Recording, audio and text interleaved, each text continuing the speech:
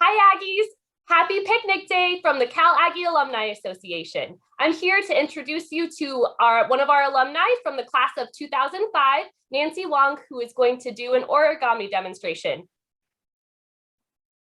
Hello, everyone, and thanks for joining us today. I have two modules that I would lead us through today, and I hope you can find enjoyment doing it and later on use it for decoration, just to pass the time, or as a fun craft projects with other kids other than the ones joining us today. So the first module we're going to go through, as you can see in front of me, we have the whale, and we're also going to do a ninja star. Now I chose these two because I felt that they have they're a little bit more tactile for children, especially the ninja star. You can definitely throw these ones, and especially if you use heavier paper, this can go pretty far. Just make sure it's not too hard that they can actually break something with it. Otherwise, we can get started. First off, with our chubby whale, and I love this little guy. And you can use them on mobiles. I use them on gift cards, and I currently have 10 of these on my wall as inspiration because I love whales, I love aquatic animals. So we're going to start off with our piece of square paper, any size. This is just a very standard origami paper weight. I think this is less than 20 pounds. So any pack you can pick up would definitely be fine for this project. So we're going to start on the wrong side of the paper. Fold it in half. And we make a triangle. I should have explained the diamond and then triangle. From here, I open it up again. Now I have my center crease. There are a couple of ways to approach it. I kind of like to create my fin not directly to the center. So you could fold it all the way to the center. And this essentially we're creating this portion of the whale. So you have a contrast of the color versus the non-color. If you don't fold it all the way to the center, you get slightly chubbier whale. So this kind of depends on preference. I think most people do prefer to start in the center because it's easy because you have a reference line there. So we'll go to that. Open this up. Repeat the same for the other side.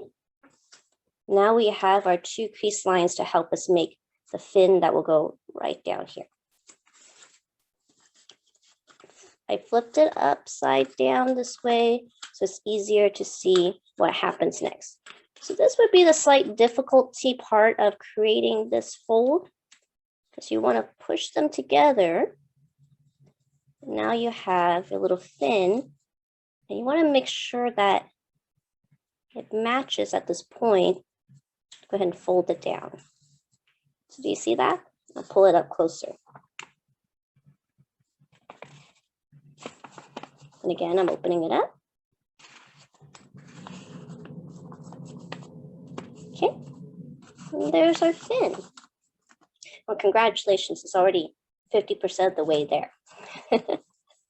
So now we flip this guy over. We're gonna make the nose, swim him back right over here, of the whale. Just fold that in. And then the belly, essentially just taking this corner and matching it to the center crease line. And when you flip it back over again, you will have most of the shape of the whale. And as for the tail, you take this corner, you fold it up to the crease line.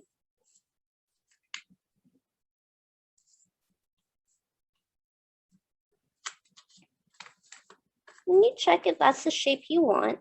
This is actually a very, very forgiving fold because it's kind of up to your interpretation as to how you want the shape to end up. So this last couple of folds does not require a lot of accuracy, but more of kind of how you feel you want the shape of your whale to be. And there you go. See, now there's the tail. You can leave it like this, or you can take a pair of scissors and you cut right along this line here to create the flute of the tail.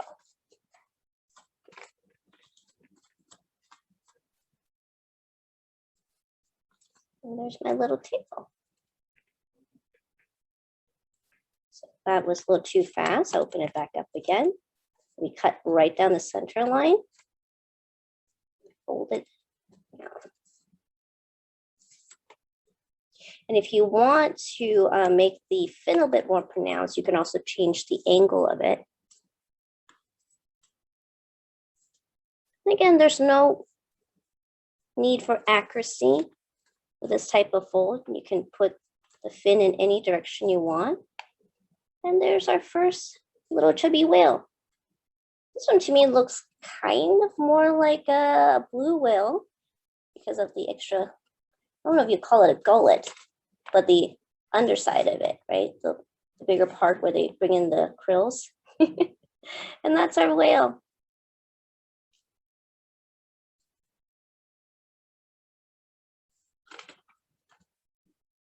And I think I'm just gonna have these guys swim out of the way before we move on over to the next one, which is a ninja star.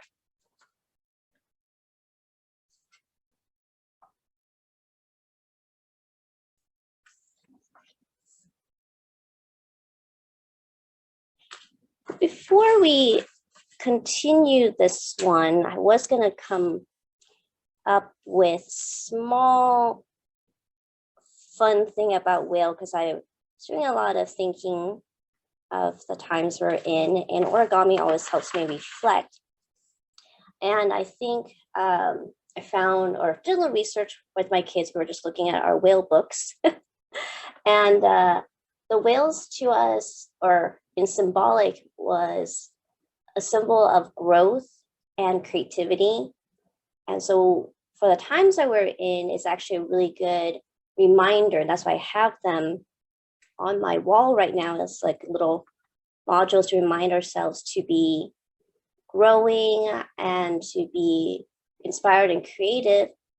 Because when we are faced with a lot of changes quickly, it's nice to have those qualities and to be reminded that we are very creative beings, and through our own ways, we can find strength to continue on like the whales do.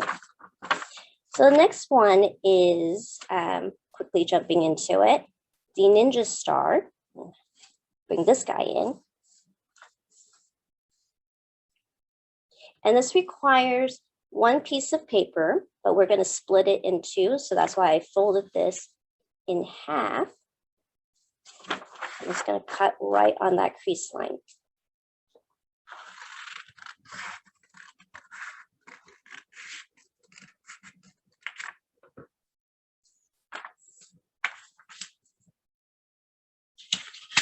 Once you have your rectangle, I would start with the wrong side facing me. And we're going to fold it in half.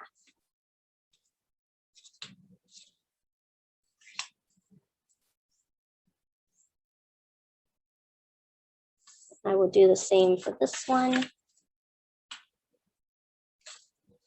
just to have that prepped.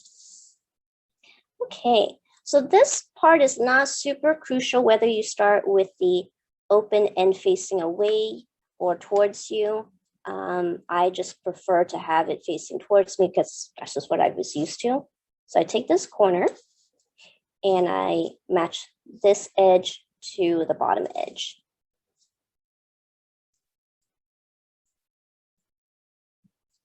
Now, do you keep track of this? So, because if you don't have the two facing the same direction, the two pieces of paper, you're going to end up with opposite pieces and you won't be able to assemble them together later on. And you'll kind of figure it because it doesn't fit together.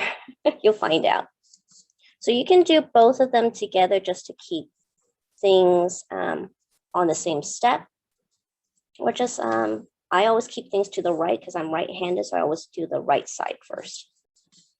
So next, from here, you focus on this line that is already facing the center. And we're gonna pivot on this little angle here, going this way. And you want to create what now looks like a triangle pointing to your right.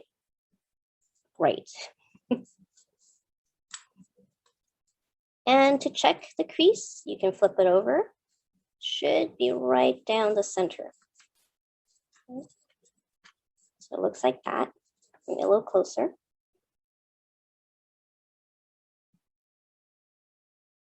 So from here, pointing right, you wanted to rotate it, point down, and point to the left. And then I can repeat the same process with this corner. First folding down, then taking all the pieces here and folding upwards.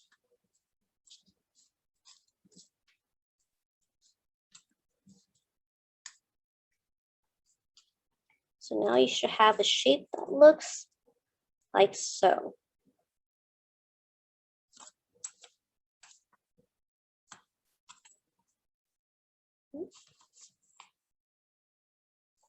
The last step to completing this unit is to flip it over, take the corners, so this corner to this corner. So just essentially, if you look at this line as reference, just diagonal.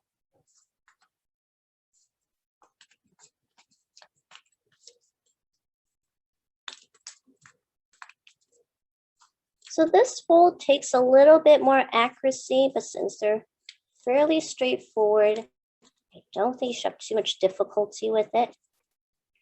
A lot of times I think that for most folks is this crease here might give you a little bit of a hassle if your paper is a little thick. It makes it a little bit harder to crease it to make the last crease. But otherwise, generally can put your finger in there, straighten it up, and then it'll fold into place.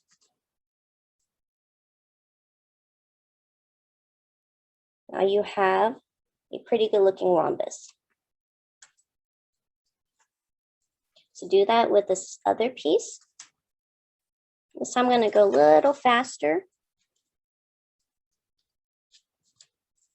Created my arrow. I'm just going to rotate it down and point to the left.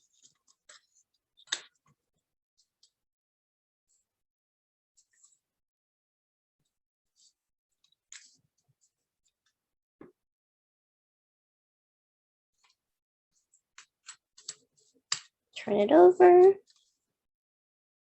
going to readjust my line here, and you're allowed to do that because you don't want to make this too difficult to get your final crease in. And if you get something like this, where you don't have a perfect corner, it's not the end of the world. It's actually okay.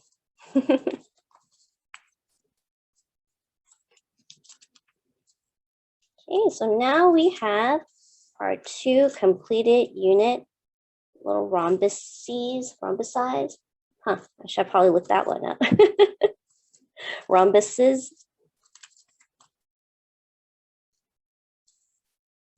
And to assemble, again, this isn't, you have to do it this way, just how I kind of remember doing it.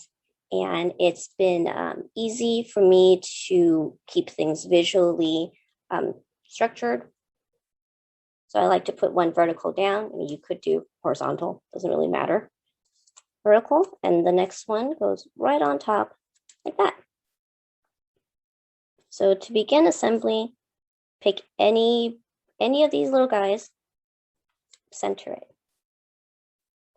And the next one you, again, rotate to the right, hold it down.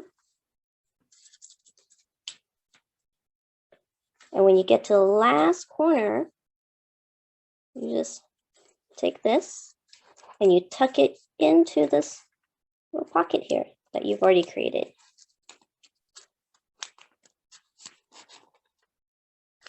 And that's your completed little ninja star. I don't really have a fun story for this one, other than my sons make a lot of these and they're just flung around the house. I guess it saves us on not having to buy a lot of Nerf bullets for their Nerf guns.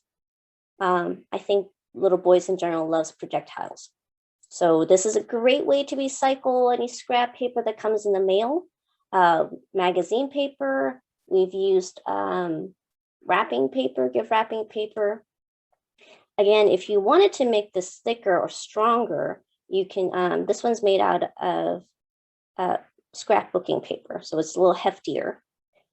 And you could always just take a square piece of paper instead of cutting it in half if you want to just give it more weight.